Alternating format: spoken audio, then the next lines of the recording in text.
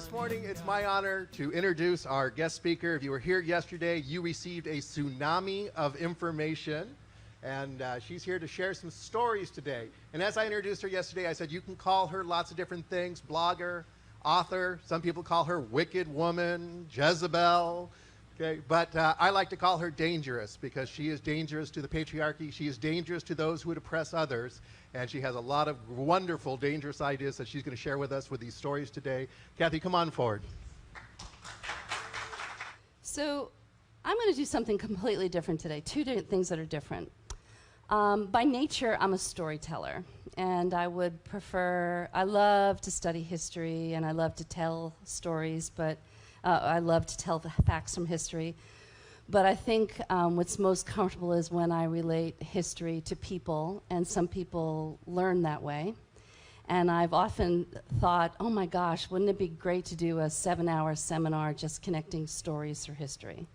And I've never had the courage to do it because it's, you might lose people through it, and there are people that want to learn a different way.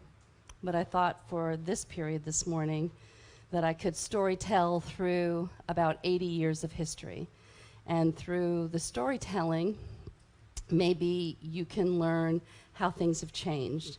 So basically what I teach is, I have a first book that I wrote in 2014, and it looks at the historical, cultural, political, and medical history of discrimination and religious history of discrimination against the LGBTQ community in the United States. And I tell historical stories in there, and then I end the book with people telling their own stories, because they're not my stories, but I do let some allies and parents tell their stories too. But so that's what we're going to do today. We're going to cover about 80 years of history with some people you may have heard of and some people you may not have heard of. And I will admit to, before I started doing this work, I didn't hear a lot of these people either. And in the first book, even, I didn't know some of these people's stories existed, but they're inspiring stories. But first, I'm going to start with my own story that I have never told publicly.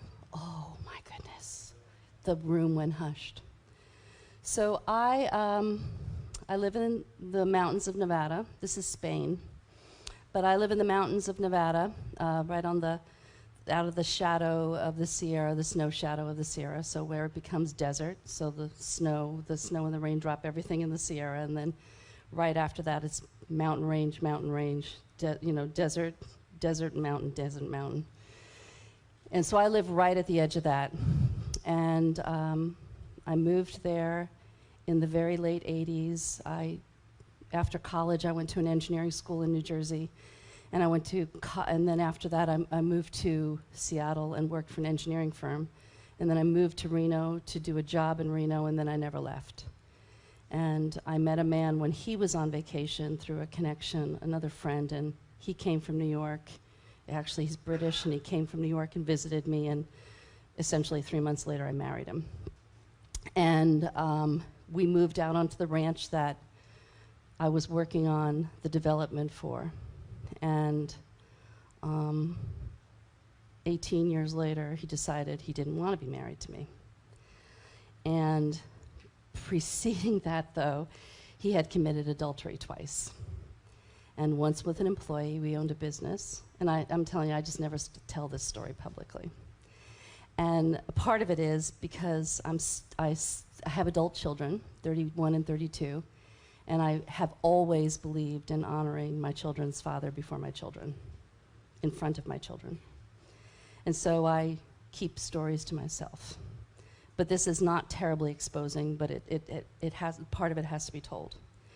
So I stayed in the marriage until about year 20, but every probably 6 to 8 months he would tell me, I'm going to divorce you, I'm going to divorce you, I'm leaving you, I'm going to divorce you. But people that know me know also I am made of loyalty. I am an incredibly loyal person that stays very persistent and hanging in with people. And I'm also a person of unbelievably great faith. And I always believe God is going to show up. But I don't imagine that well, I now know at the age of 63 that the way I think he's going to show up is often not the way he shows up. But it's always been better. But it's been tough to walk through those times. So I had stayed in this marriage, and we were taking a trip in 2001 to Spain. I homeschooled my children. I am that pedigree of person. I registered conservative on my 18th birthday. I got saved. I was raised Catholic.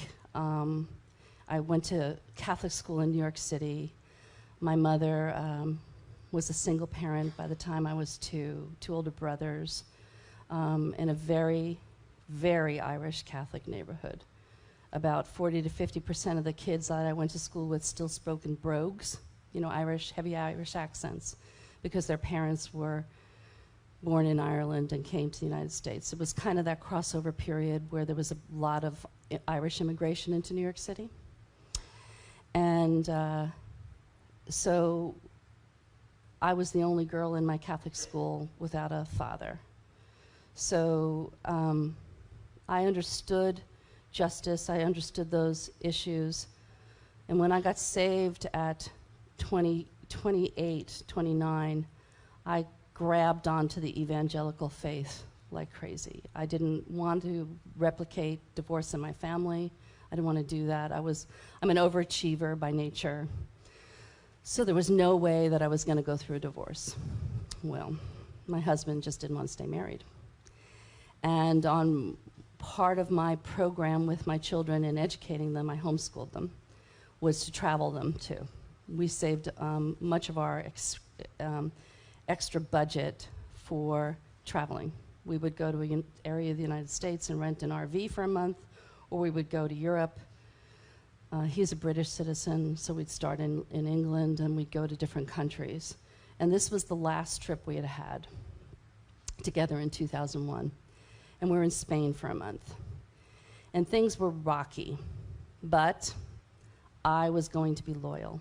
And my pastor said to me, "You have every reason to get out of this relationship, Kathy. He's done everything. He's checked off all the boxes. You can get out of this relationship."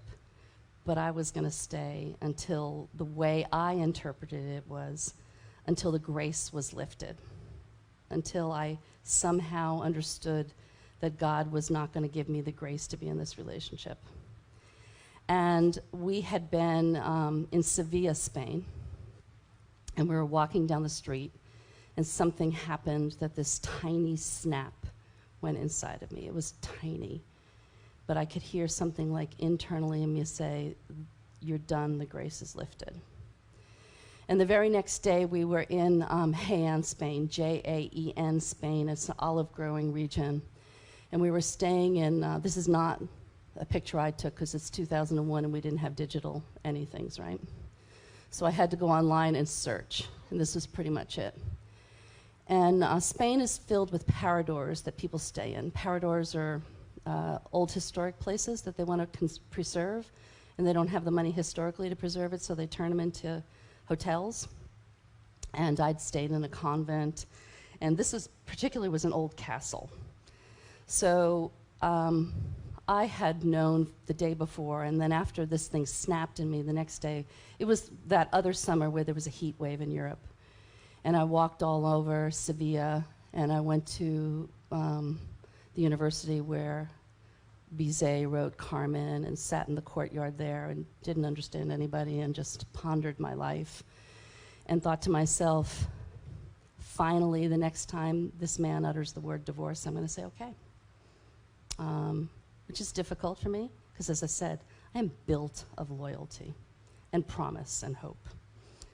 And it pans out quite well most of the time.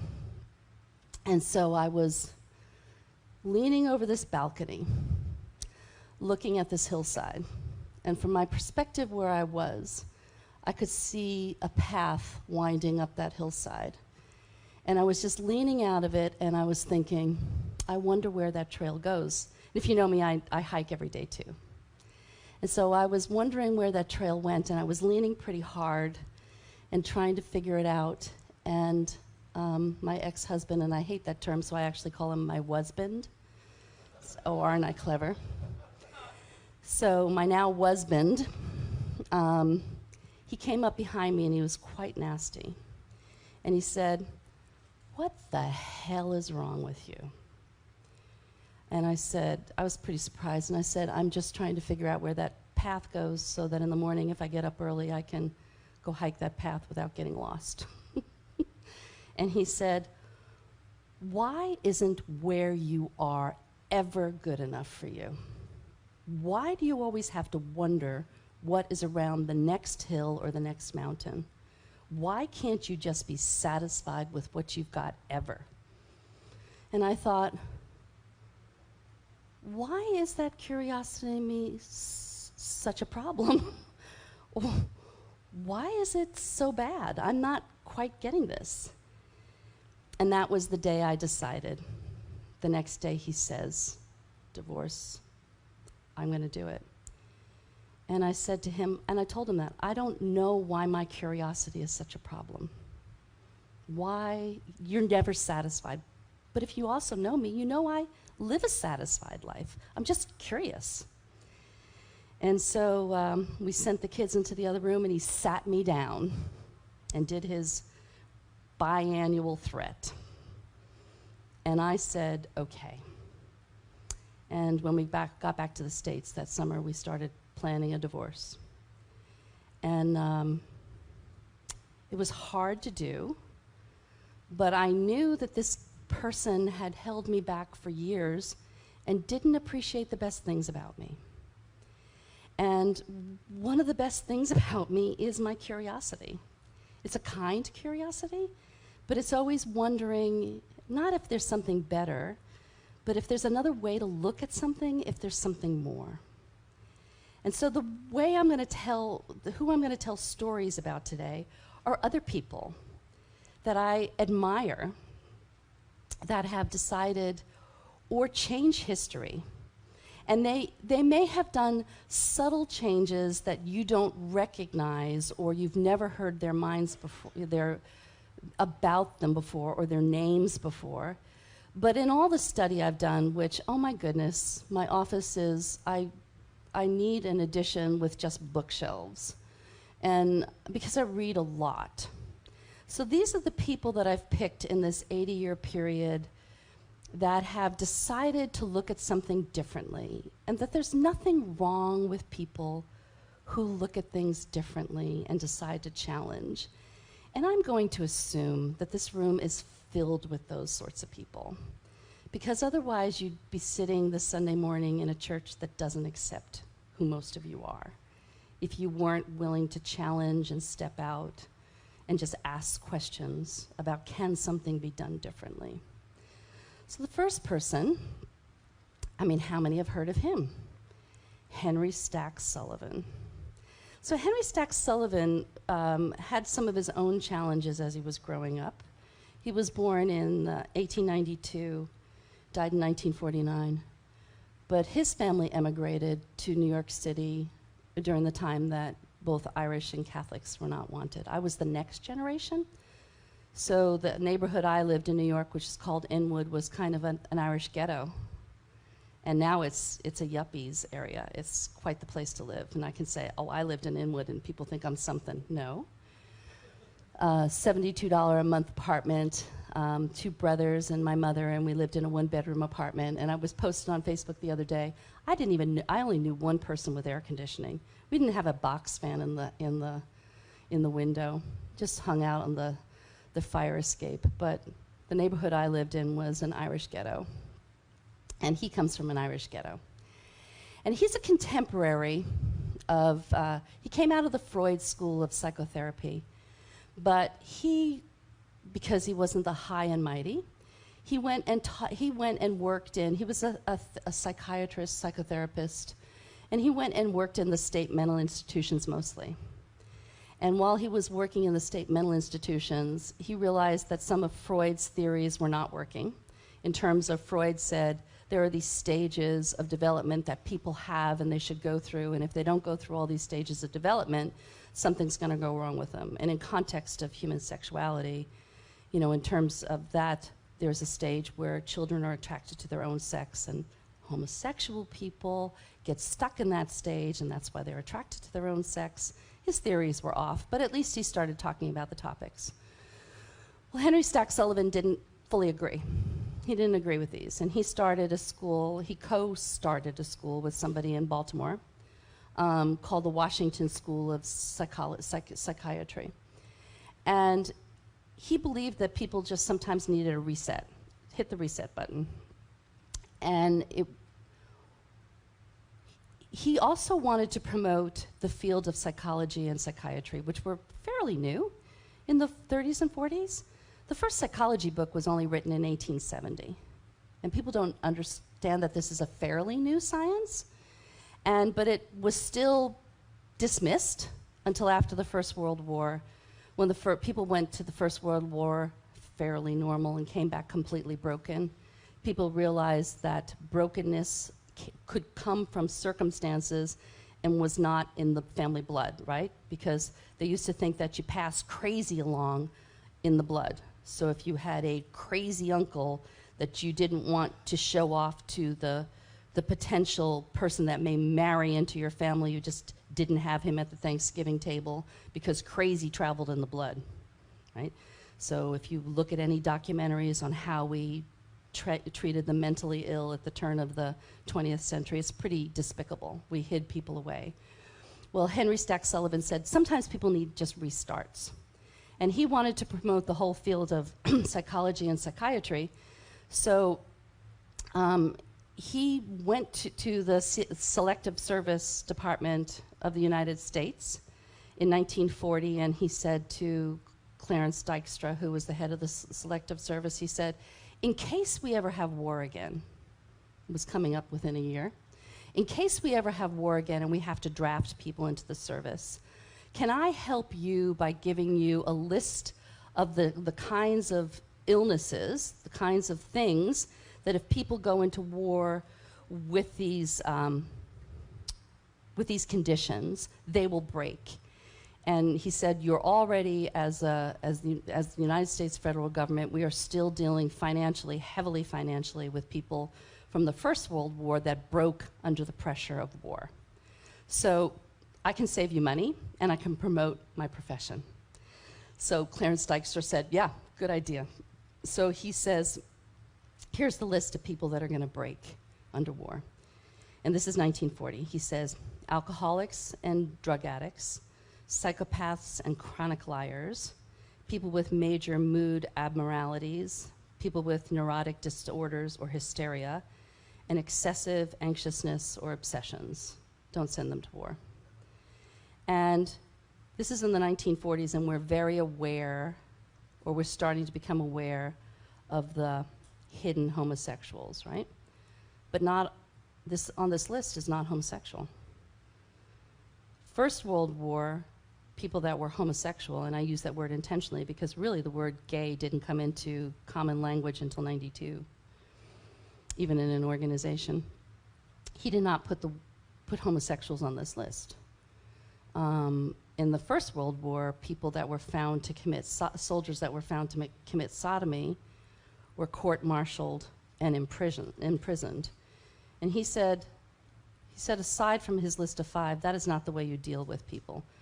That these people, homosexuals, are fine, just bring them into the military.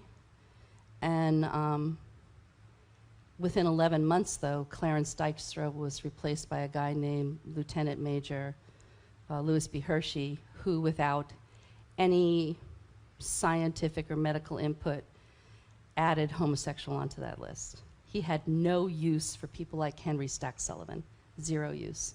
He didn't trust psychology and psychiatry. He just randomly added homosexuals onto that list.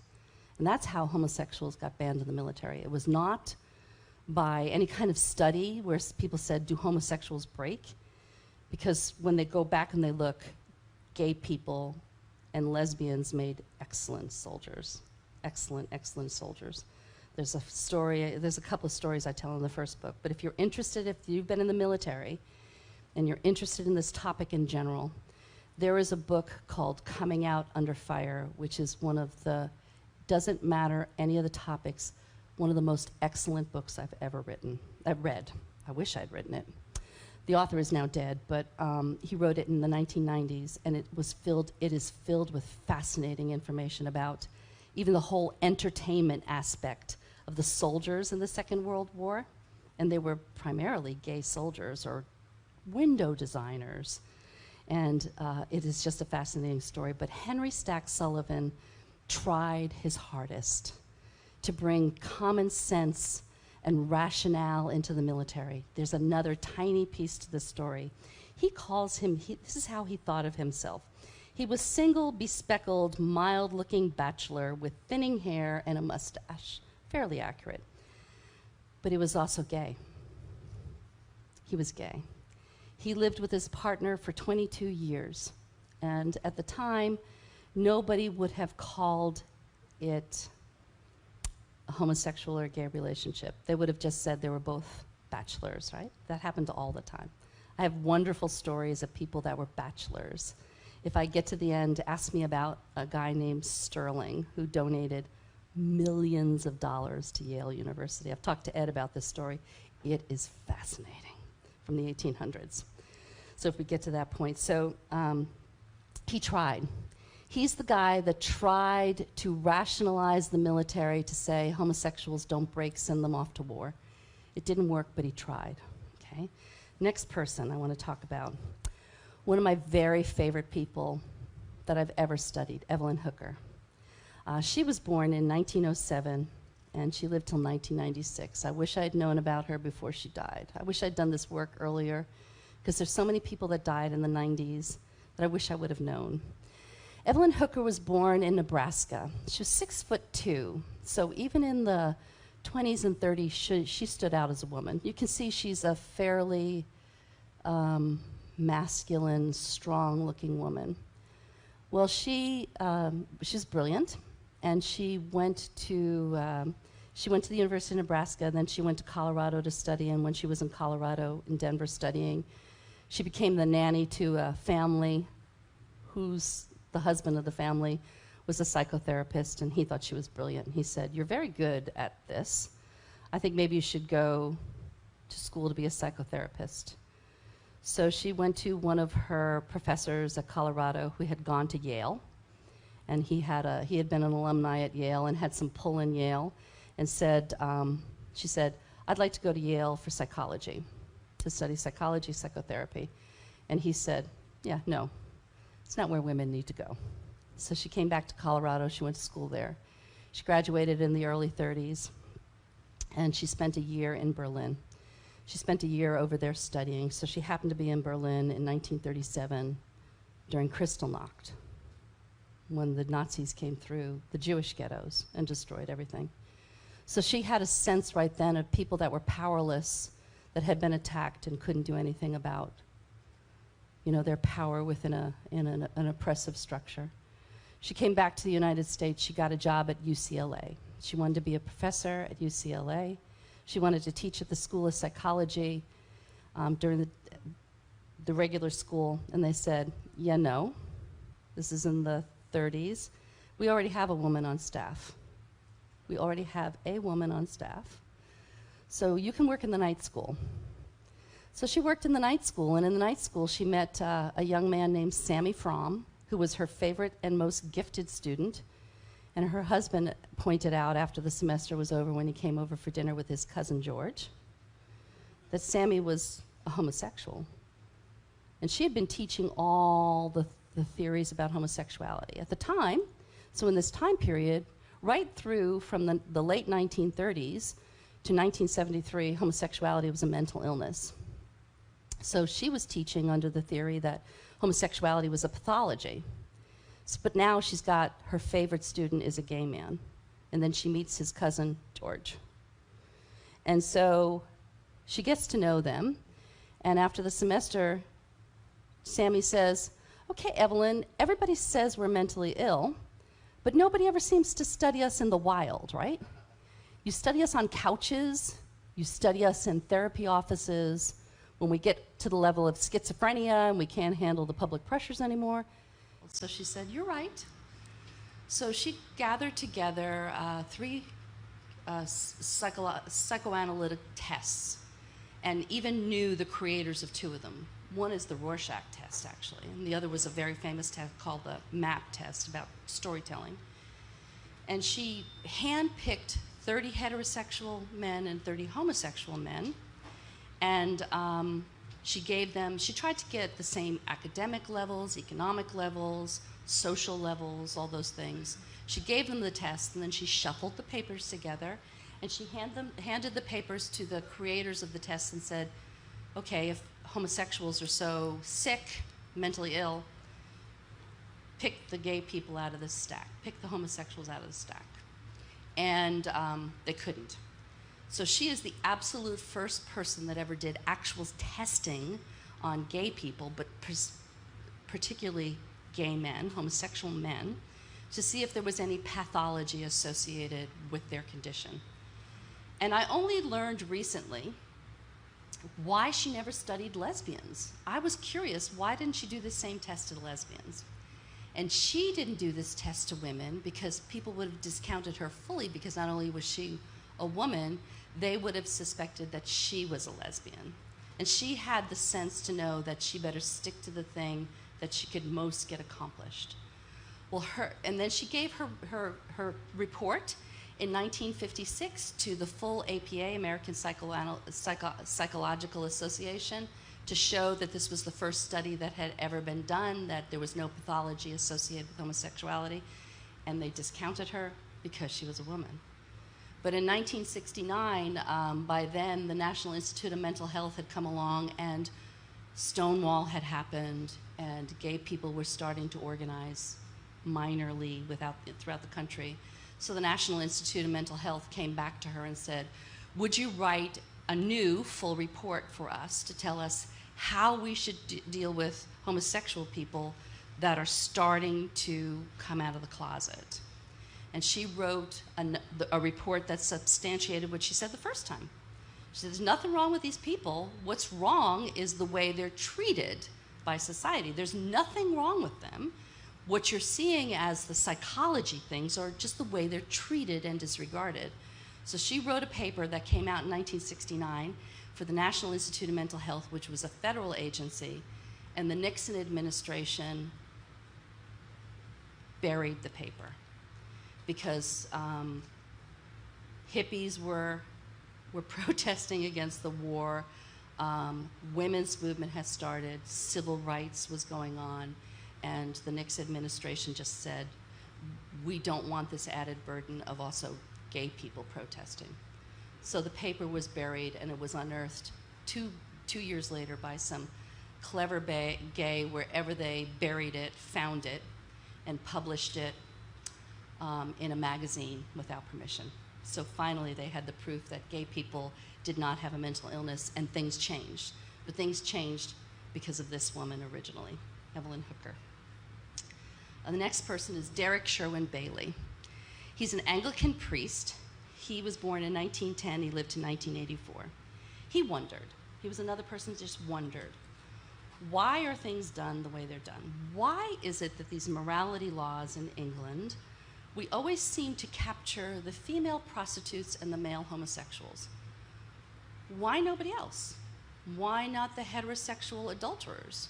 Why are we just constantly seem to target the wayward women and the men that act like women? What's that about? So he gathered together historians and clergy and doctors and lawyers, and he said, let's study this history of why we have come to this point of oppressing these two groups of people.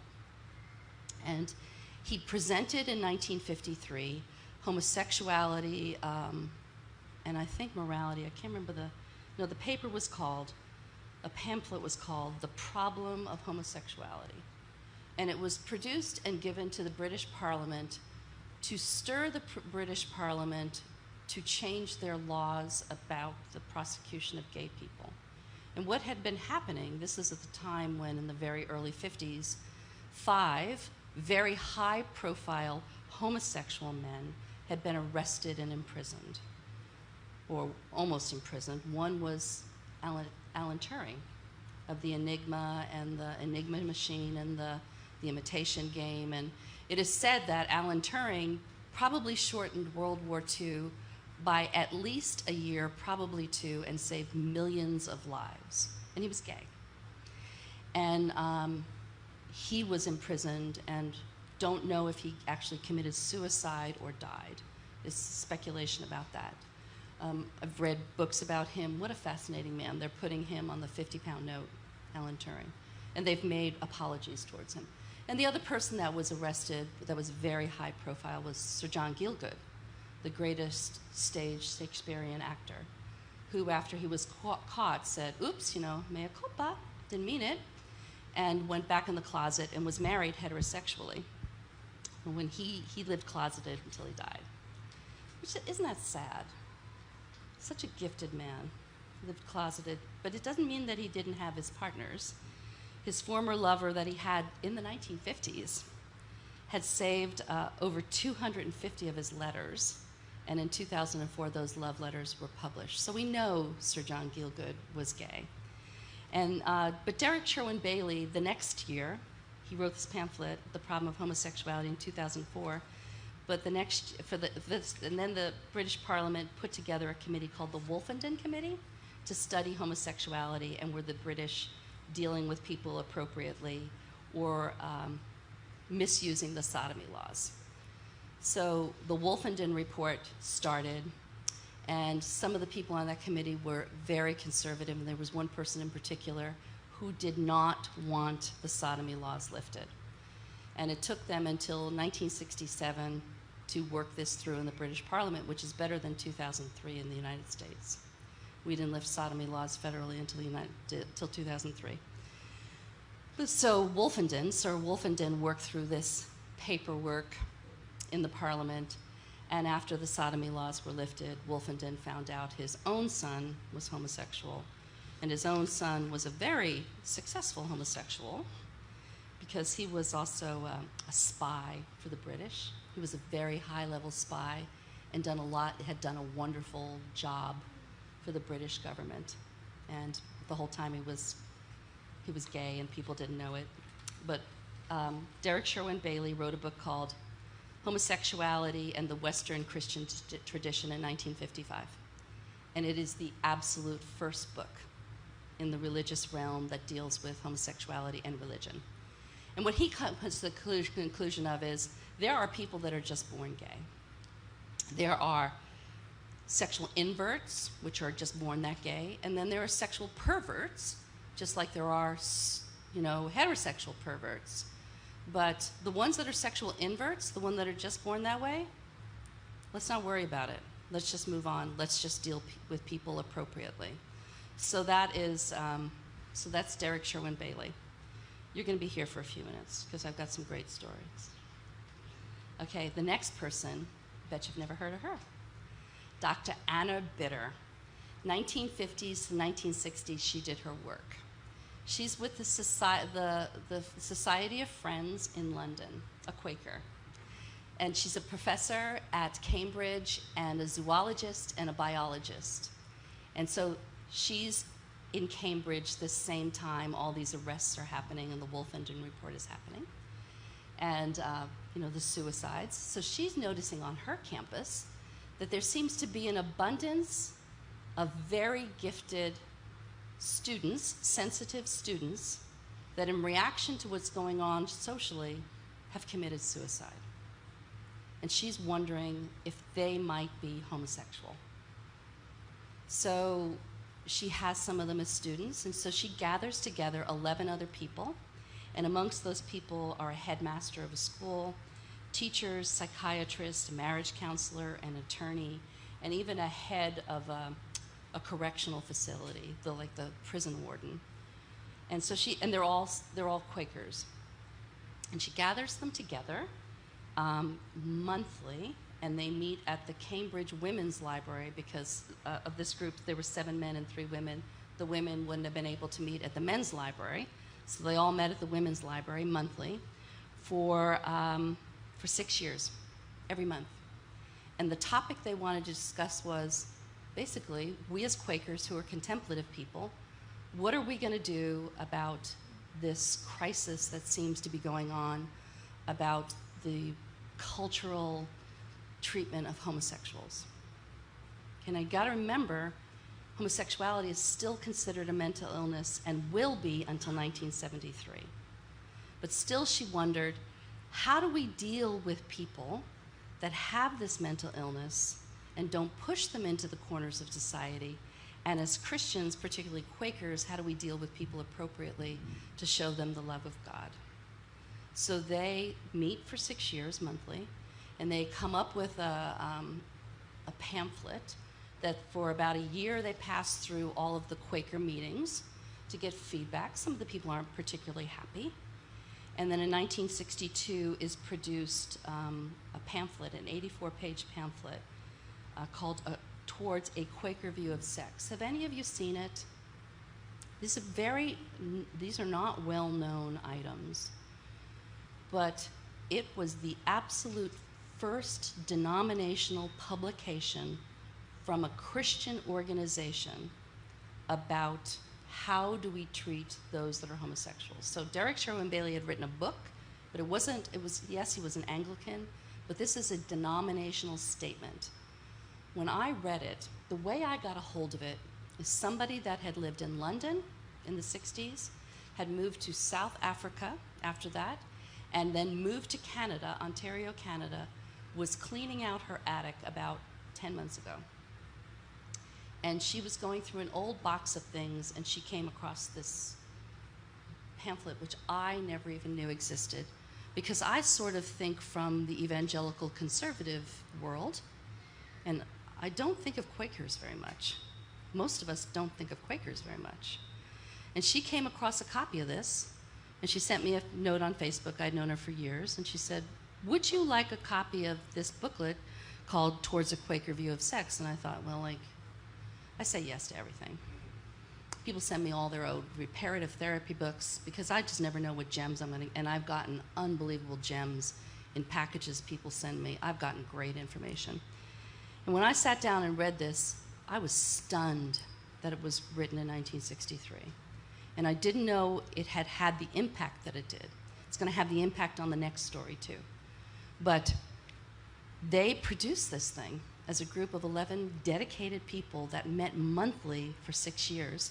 And she's the one that called the meetings, Dr. Anna Bitter. Now you have heard her name. Somebody needs to do a documentary on her. Oh, there's a documentarian in the front row. Oh, hello, Rocky, when you're done with the next two.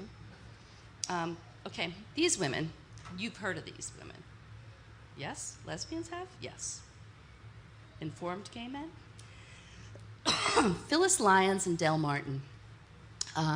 They met in 1950. They were partnered by 1952 until their death. One of them died in 2008. The other one is still living at the age of 94. They moved to San Francisco. They formed an organization called the Daughters of Bilitis, and it was the very first lesbian social, political, and education organization.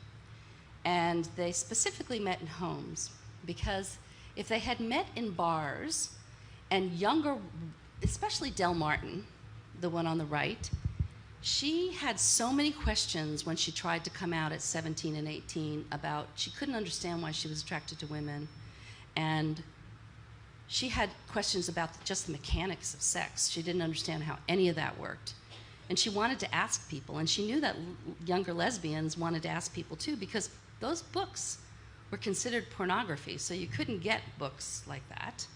There were still old holdovers from the Hayes Act of the 1800s, but you couldn't get books that would tell you about things. And there's a funny story about lesbian books too.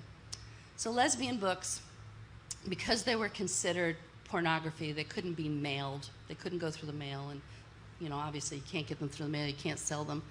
But they weren't considered pornography if the heroine, the gone astray woman who we think is a lesbian, in the end, if she dies or something very unfortunate happens to her.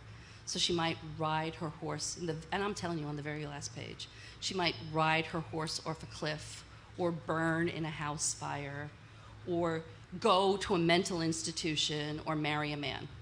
Something dreadful had to happen to her at the end so that we could all know that the way to do it is not a lesbian way.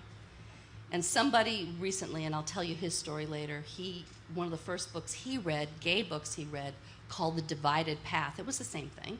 Something bad had to happen in the end. So this is the first book, when I talked about him, his name is David, and I'll talk about him in a while. But the first book David read as a 16-year-old was a book called Divided Path, which was the same thing, you know, on the cover says, The Forbidden Love.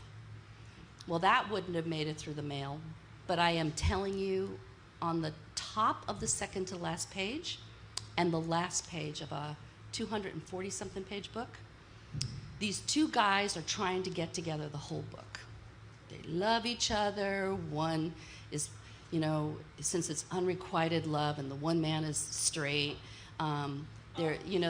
he's having sex with other people, and on the very last part, the one realizes that it's never worked out with women. Maybe he should go back to the 18-year-old that they played with in the cabin in the forest, right? So the one is still waiting at the cabin in the forest for him, and they're going to finally get together, and you know it's going to happen. And you turn the page, last page. On the way there, it is a slick road, and he drives into a tree. That was just the way books ended. So back to Phyllis and Dell. So Dell wanted to meet in social places like her home because she knew young lesbians had questions, and the only place they could go to was bars. But if these young lesbians were caught with over 21-year-old lesbians in bars, it would be contributing to the danger of a minor, and they would have been sent to federal prison. So they decided to start a social group in their homes to start educating women and also to start to get politicized. It was these two that realized that what was holding back the gay community were the sodomy laws in America. Now, sodomy laws don't particularly affect women, but they had the sense to know that the sodomy laws were affecting the homosexual community. So they started to petition in the state of California. They wanted to change the sodomy laws in the state of California. Now, during this time, there's another unbelievably fabulous book. If anybody walks into my house ever and sees the books on my shelf, they'll think, what is wrong with this woman? I have a 500-page book on the history of sodomy laws in America. Does anyone else own this book? Dishonorable Passions, and it is a great book because it goes slowly through how the sodomy laws have changed, that the same actions that homosexuals were doing were the same actions that heterosexuals were doing, and the laws were changed to protect straight people and penalize gay people. And this was happening very much in the 50s and 60s, state by state. And these two recognized that if we don't also change the sodomy laws and start protecting homosexual people, those laws will be used to continue to stigmatize us. So they went to the California state legislators, and they went to two legislators in particular, a guy named Philip Booth and John O'Connell. And they said, would you please introduce laws that take away the sodomy laws in the United States that penalize those that are homosexual? And the legislators said, this is the beginning of the 60s, are you crazy? Because if we introduce these laws, we will be seen to be homosexual, right? Nobody wants to study homosexuals or talk about homosexuals because they'll be perceived to be homosexuals. So those two legislators told these two women, you have to go back and talk to the clergy, because then the clergy, if the clergy introduces it, it will be legitimized, and it's called the cloak of the clergy, and they will protect you. So that's exactly what they did. They went to the most sensitive clergy they could find in San Francisco, which happened to be the clergy at Glide Memorial Methodist Church. Now at Glide Memorial, I could talk 20 minutes about the history of Glide before it even got to this point, because the history of Glide is Lizzie Glide that funded that church. She's got a great story too. You'll have to read it in the book. But this church, just a few years before, the funding for the Glide Foundation had decided that the people on the board said, we are giving too much money to national. We are not keeping enough money in this community, in the Tenderloin, which needs the money. We've got to start doing something in our own community. So they established the Glide Urban Fund, which was an outreach to the community. And when the pastors were brought in to do an outreach to the community, they realized that there was, in the very beginning of the 60s, a very disproportionate number of gay and lesbian teens on the streets. Okay? So they said, how do we start to deal with this? So they reached out to the lesbian and gay community leaders within the Tenderloin and San Francisco area, and they said, can you work with us to help reach out and protect these gay youth? Okay, so we're going to move on from here to the next one because it's a connected story. But these two women said, oh my goodness, there's clergy that are caring about us. Let's go be friends with those clergy, because we need the clergy to go to the state of California and start fighting for us legally. So it was like this match made in heaven at the perfect time. So that's Phyllis and Del. So they got married. I think they were the first couple to get married in San Francisco when there was that Gavin Newsom thing, right? In 2004, but they were the first couple, and one of them was in a wheelchair. The older one, Del Martin, died in 2004, and as I said, Phyllis Lyons is still living at 94. But there's still audio recordings of these women online. Really good stories they tell. So they went to the clergy. They went to this clergy at Glide Memorial Methodist Church, and they talked to them, and there was so much communication going on with this group of clergy that they decided in the summer, May and June of 1964, Methodists, if you know what's happened with the Methodist Church, to get together for a 4-day retreat and talk to one another. This is shocking. So they go up to Mill Valley to the White House Retreat, or the White Retreat Center, and they spend 4 days talking together. And there's 17 clergy members, and there's 16 gay and lesbian people from the San Francisco, mostly business community and activist community. But they start the first night in San Francisco. They want these clergy to understand the nightlife, or what gay people have been relegated to. So they want to show them the gay bars of San Francisco. So they take the clergy and they say, get the collars off, boys, and dress like, sort of normal people. And we're going to take you out in groups of 2s and 3s, and we're going to take you to the nightlight of San Francisco. And they start with the seediest, worst bars they possibly can. And they say to them, is this what you want for your son? Is this where you want your brothers to hang out? Do you want them to have to hang out in these environments that are seedy and secret?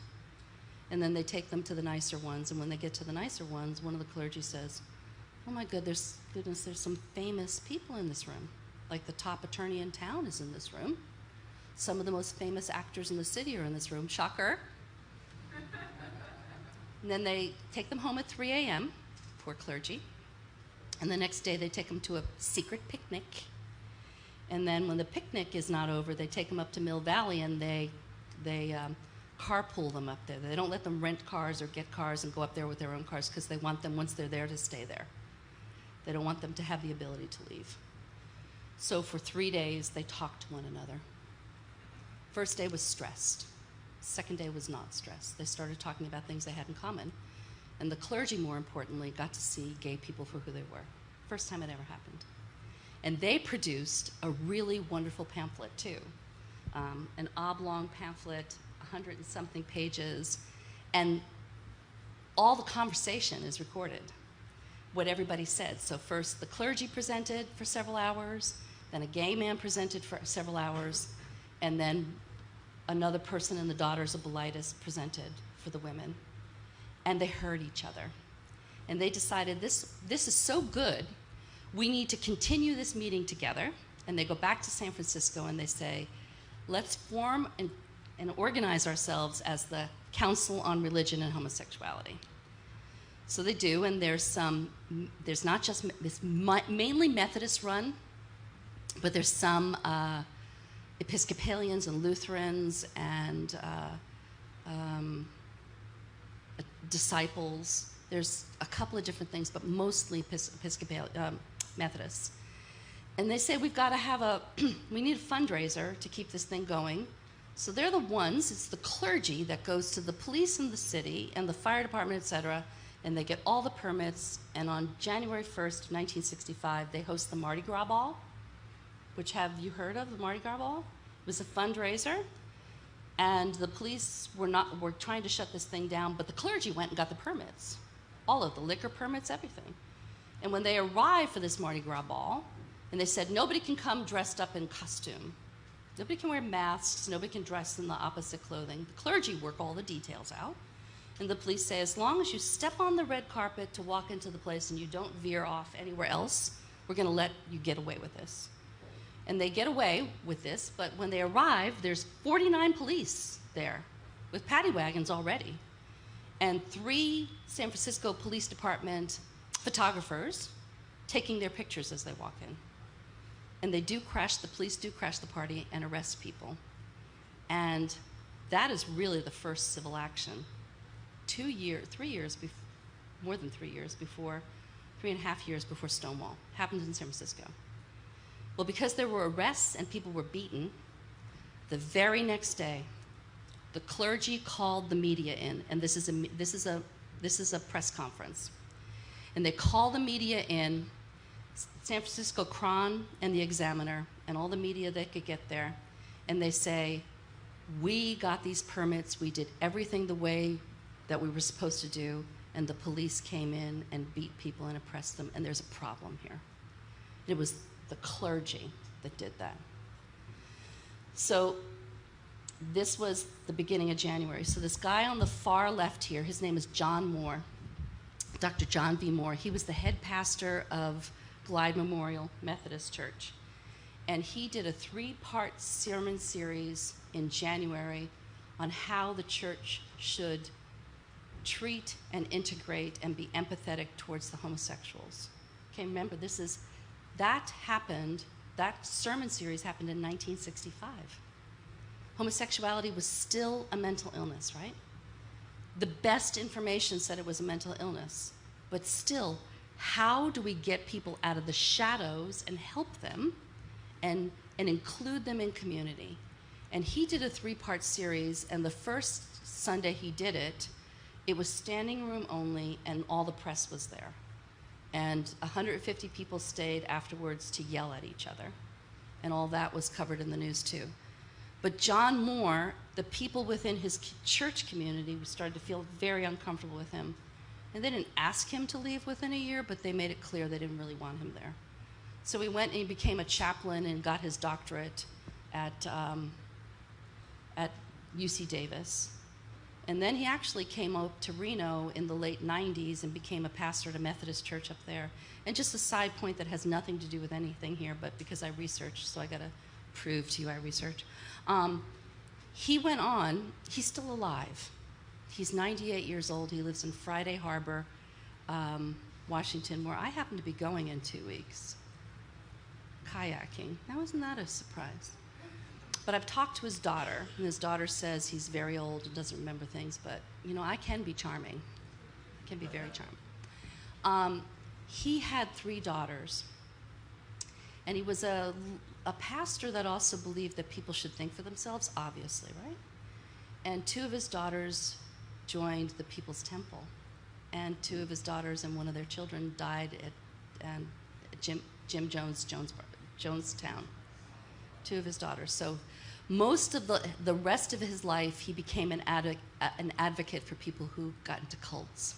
So he spent his life being an activist, but that's a very interesting guy. I mean, aren't these great stories? So we're going to move through history.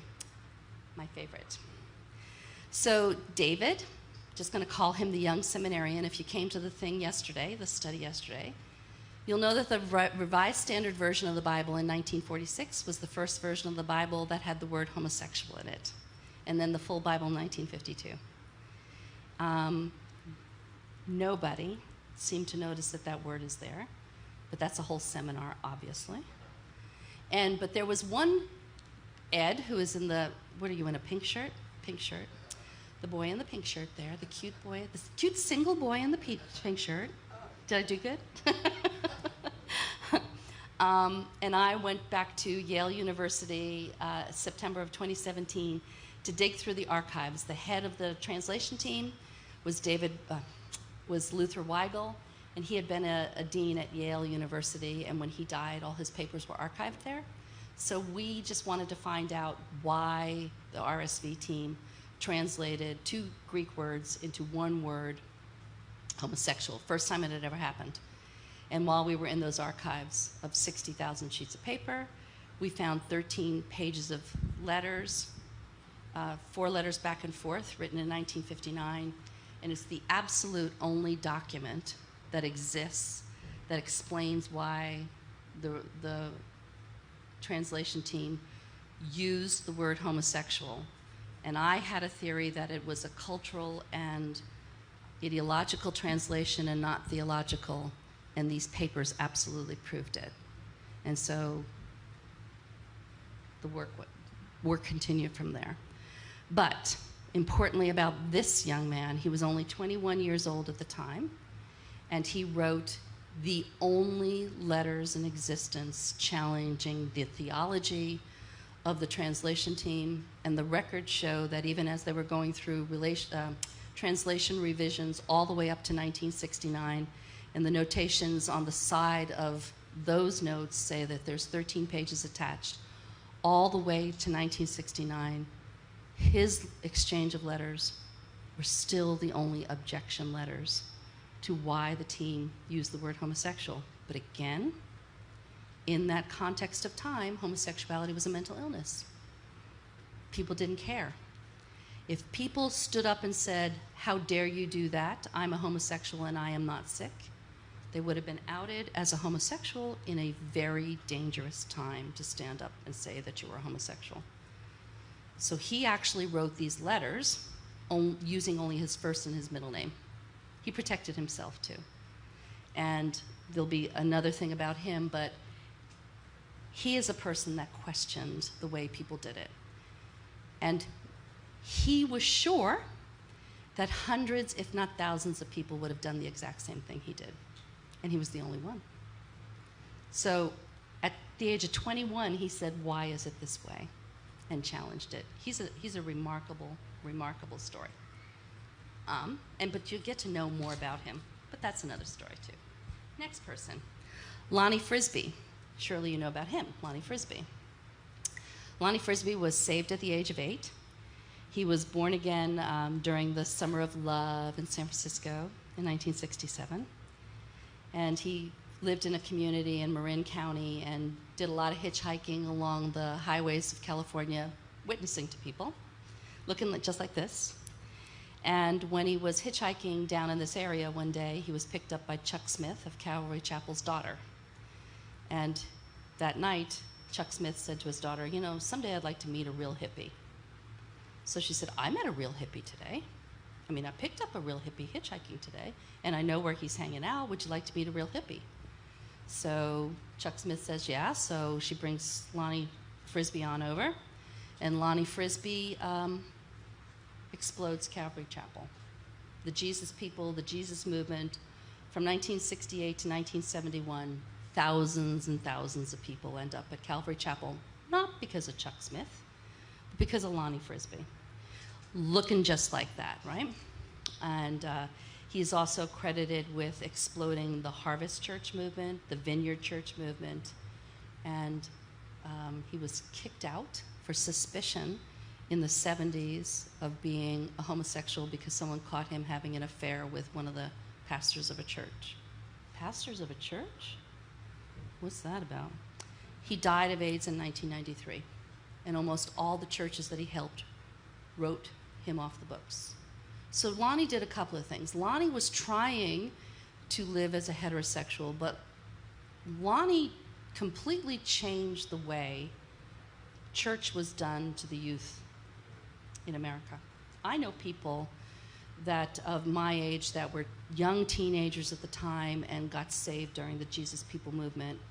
And the number of churches and pastors that have spun off out of this movement because of Lonnie Frisbee, a gay man who only got to be uncloseted barely in his late life and died of AIDS. Another person from the same time, Marsha Carter, Marsha Pino Stevens.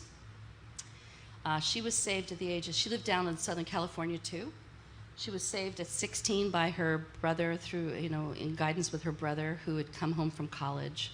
In June of 1969, she finds herself at Calvary Chapel, same place where Lonnie Frisbee is.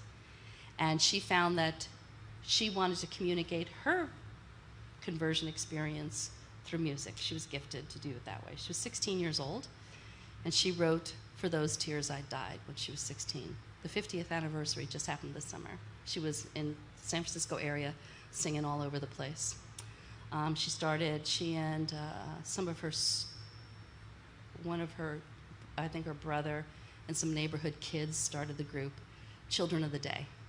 And it was the first band of its sort. She is called the mother of modern Christian music. Her music emulated kind of the Peter, Paul, and Mary of the day, which was a switch up from the hymns of the day. And that kind of music also brought young people into churches for the Jesus movement. She came out, also Maranatha Music started under her. Chuck Smith lent Children of the Day $900 to cut an album, which started Maranatha Music. She came out in, I think, 1975 as a lesbian. 1979, she left her husband, and they just couldn't make it work. They couldn't make it work. They had children, they couldn't make it work. And when she came out as a lesbian in 1979, the response was that the Christian music stores stopped selling her music, and people started tearing her song out of the hymnals. So that's Marsha Pino Stevens. She is one of the kindest, does anyone know her? She's honestly one of the kindest, most gracious humans I've ever met. She is sweet, she is always willing to believe the best in others, and she has not been jaded by this experience. And she is gorgeous. And she lives in Nashville. She's just a wonderful person. So that's Marsha Pino Stevens. Wow, right? C. Everett Koop. Are we okay on time still? I'll go fast. Are we okay? Oh, actually, we're very close to the end. C. Everett Koop. He was the Surgeon General, and when Reagan came into the Reagan administration, Reagan, because people believed he was elected by the religious majority, the moral majority, they gave Reagan a book of people that they wanted within the Reagan administration that were conservative Christians. And the only person that Reagan picked was C. Everett Koop. C. Everett Koop is from the Dutch Reformed Church. He had been partnered with Francis Schaeffer on abortion issues, so the conservative Christians liked him because he was anti-abortion. Well, it took him 9 months to get through the Senate to become the Surgeon General. And as he was going through the Senate to go through his approvals, which took 9 months, the AIDS crisis hit. So in 1 month, he had not seen, he saw 26 deaths from pneumocytitis carinii pneumonia, which would become AIDS, right? 26 cases in 1 month in 1981. And he had only seen 2 cases in his 40 years as a doctor. And he knew there was something going on. And he said, he just wanted to get in there and become a Surgeon General. And what he did was phenomenal. He put aside his conservative hat and made AIDS into a health crisis and not a moral crisis. And he really irritated the religious right when he did this. He tried 12 different times during the first 5 years of the AIDS crisis to speak to Reagan directly. 12 times, and he was rejected. He just kept trying to talk to him because he knew there was an AIDS crisis. But when Reagan finally said the word AIDS to the Department of Health and Human Services in 1986, but he didn't say the word publicly for the next year. And by the time he said it publicly, 37 million Americans had contracted HIV/AIDS, and 20 million Americans had died. And C. Everett Koop was trying to push this whole time. So C. Everett Koop knew one day that it would break, and he was getting documents ready behind the scenes of how people should protect themselves from AIDS, how AIDS was not contracted, how it was contracted. And in May of 1987, he had a brochure mailed to 107 million households, the biggest public mailing in the history of the United States, of how it was transmitted and how to protect themselves, and that people ought to start using condoms. Sale of condoms went up 20% the next year, and people were saved from dying because of this Dutch Reformed conservative Christian who decided to act like a Christian and not part of the moral right. And when that report came out, he was slammed, almost near the end. Next person, Caitlin Ryan, Dr. Caitlin Ryan. She runs the Family Acceptance Project, and she has been doing research on gay youth and the impact of gay youth from rejection by their families. So those numbers are here: 8 times suicidal, 6 times alcohol and drug abuse. It's all been established by Dr. Caitlin Ryan's Family Acceptance Projects group. She's very behind the scenes. I met her in 2000, I want to say 11, at a PFLAG conference, and I sat, because I way fangirl this woman. And I sat in the front row, and she wanted to know the people in the room, and I said I was an evangelical Christian doing this work, and she said, okay, wait a minute, I'm fascinated by you. And we talked afterwards, and she told me privately at the time that she didn't understand why evangelicals and conservatives wouldn't talk to her. She is the only one that's had the stats since the 1980 of the impact on youth in America, gay youth in America. And evangelicals and conservatives wouldn't talk to her, and she knew that they were dying and committing suicide. But the Mormons were talking to her. Just that year, the Mormons had invited her in for a 20-minute talk, and they were so fascinated by her, they shut the doors, they kept her for another hour and a half. And they invited her back every year because the Mormons wanted to know how to protect their youth. Mormons were having a crisis in Salt Lake City. There were 5-6 kids committing suicide a year, and people would say it had nothing to do with homosexuality. But the Mormons were willing to listen to Caitlin Ryan's studies. She's the only one with stats. And she's been doing this work, 30 years. And she is, she's overworked, but she's a hero. She's a hero. Next person. 2 people. Justin Lee and Matthew Vines.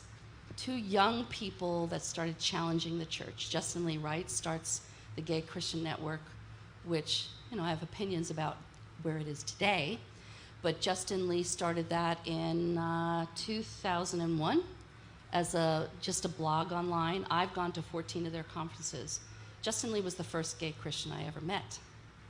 I had never seen one. There was an article in the newspaper. I called him up and I asked him if I could come to the conference and just look at gay Christians. 2007. Nothing special.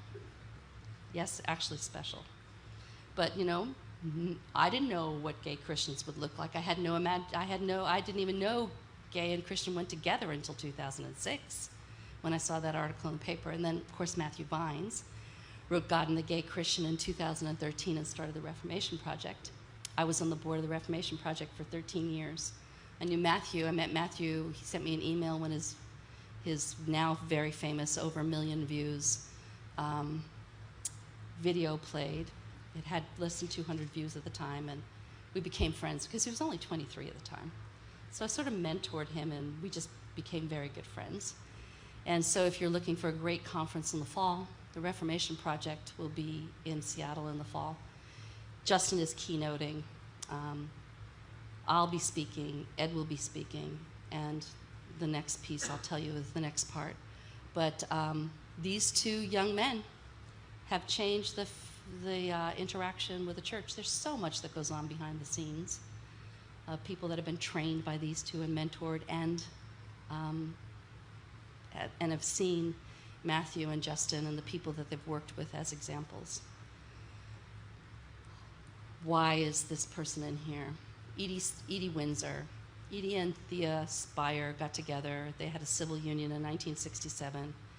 Thea was diagnosed with MS in 1977. They had a domestic partnership together in 1993 in New York. Because marriage was not legal, they went to Canada and got married in 2007. And when Thea died in 2009, she left an inheritance of $363,000 to Edie. Well, Edie couldn't inherit that without heavy taxes because she was not married to Thea. So it was Edie that challenged the Defense of Marriage Act, which was the prelude to marriage equality coming in the United States. And it is because of her. Edie died last year. But I met Edie, too, at a PFLAG conference also. And there was a dance night for older people. I think you had to be over 55, which I am. So I went, and I thought, oh, my God, this is so boring. And I think it was just mostly parents of, it was truly parents of gay people. So I stood out in the hallway, and I had seen her stand during a presentation time in the morning, and at the time I didn't know who she was.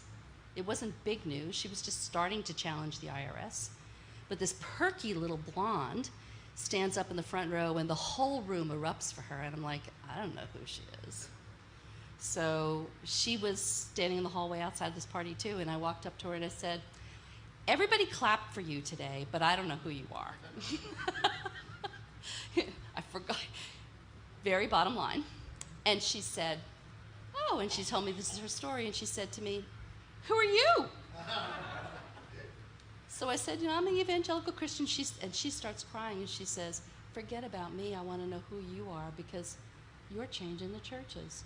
So we stood in the hallway and talked for about a half hour about how wonderful we each were. And she went on to become very, very famous. She's the one that really started marriage equality legally. Next person, 2 to the end now. Sarah Cunningham. Last year, she put a post up on Facebook and Twitter that went viral, and it basically said, if your parents have rejected you and you don't have a parent to stand at your wedding, I'll stand at your wedding. And this has grown now. She started Free Mom Hugs at different organizations. There's a couple of parent organizations, which Sarah is just representative of. But what I want to say about this is parents, there's a parent in the back and a dad in the back. You stood doing free dad hugs. These things have become viral at Pride organizations. And now Free Mom Hugs is in all 50 states in 1 year. Because I've been waiting for years for parents to show up, because they're in every denomination, in every state, almost every pew of every church. And once the parents started showing up, like 6 years I think ago was the timeline where parents weren't fighting for their kids in churches. And it all flipped somewhere around 6 years ago. It just flipped. And I'm convinced that once the parents got involved in this thing and challenged and said, my child is a Christian and I am not turning the back of my child, I think this is one of the most important movements that have happened in equality in churches is the parents. So there's parents back there. Thank you. Sarah, she's one of my heroes. Oops, that's not what I wanted to do. David. Remember I talked about David who had found the papers who had written the papers in 1959? We found him. We found him last August. And he is 80 years old. He became a pastor in the United Church of Canada, and he was secretly partnered for 23 years. And I just want to end with this, because I know I've gone long, but I want to just end with this encouragement. Doing things differently. There's a group that's doing things differently. So Ed, second row. David, Rocky in the first row, and me. Ed and I together are writing a book, which is, the working title is called Forging a Sacred Weapon, talking about how the word homosexual got into the Bible and why it's not accurate, and then the translations that came after it that depended on that, and just the whole history of this thing, how this thing happened. And as we were in the midst of working on it, somebody found David for us, which is a great story because he only wrote the letters from his first and middle name from a P.O. box in 1959. So you know that was a journey. And then last fall, just coincidentally, Rocky wanted to come to one of our sessions and do some she wanted to interview us and shoot us, and I laughingly say this now. She wanted to record our session because she needed some B-roll. I thought, when you... That's what Tracy told me. She would just... So I thought to myself, when she hears this story, she's going to see, like, this ain't B-roll stuff. That's what Trace told me. And so she came in, and all of a sudden, she was making a documentary, and all of a sudden, our lives all blurred together, and it was like, she's working on a documentary that's kind of like this. She kind of changed the direction of it. And people had been saying to Ed and I, you've got to make this a documentary. Like, I can barely get a book written, and Ed is struggling to get his research done, and now you want us to be documentarians? No, go do it yourself. Well, herself came along, and this now is a full project where the book is going to come out supported by the documentary with this team. So we are very ordinary people. We are very, very ordinary people. So here's the encouragement that take whatever you have. Like my relationship first started, so one person of integrity can make a difference. Use whatever you've got, your relationships, your work, your passions, your skills, your gifts, your faith communities, your recreation. I got into this because I was hiking, right? I am not anybody special. Never took a writing class in my life, certainly never took a documentary class in my life, and never went to seminary. Thank goodness Ed did, but I just went hiking. I went hiking in the midst of that horrible divorce time, and I was open to the relationship of a woman that was hiking on the trail alongside of me that was very pleasant. And because she was very pleasant, I became friends with her, and I actually shut my mouth and didn't try to make her unlesbian and become a Christian. And I just used what I had in relationship with Neto. And over the time of hiking hundreds and thousands of trails with Neto, I got to put my beliefs on the face of a real human being, and I started questioning what I had been told. And it was because of one relationship. Neto Montoya, who's nothing like me. She's Native American, she's a Cochiti Indian, she's got an Hispanic last name. She was at the time agnostic and a lesbian. And somehow we used that relationship to work. So here's a quote to end it with. I always thought that that Steve Jobs did this quote, but it's not. It was actually an ad man that wrote the quote for him for an Apple ad. And it says, it wasn't him. But when you research it, you want to know the truth. Here's to the crazy ones, the misfits, the rebels, the troublemakers, the round pegs in the square holes, the ones who see things differently. They are not fond of the rules, and they have no respect for the status quo. You can quote them, disagree with them, glorify them, vilify them. About the only thing you can't do is ignore them. Because they change things, they push the human race forward, and while some may see them as the crazy ones, we see genius. Because the people who are crazy enough to think that they can change the world are the ones who do.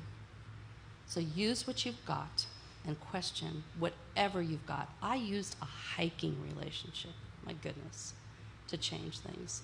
So bless you and go forth, and I hope you enjoyed the stories. Thank you for the extra time, my honey.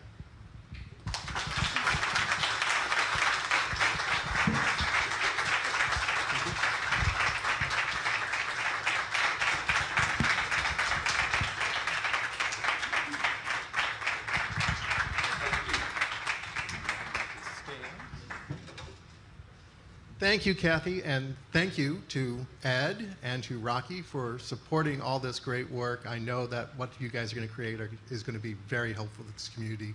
We give you our thanks for all the good stuff that you're doing. We're going to join together to close out our service.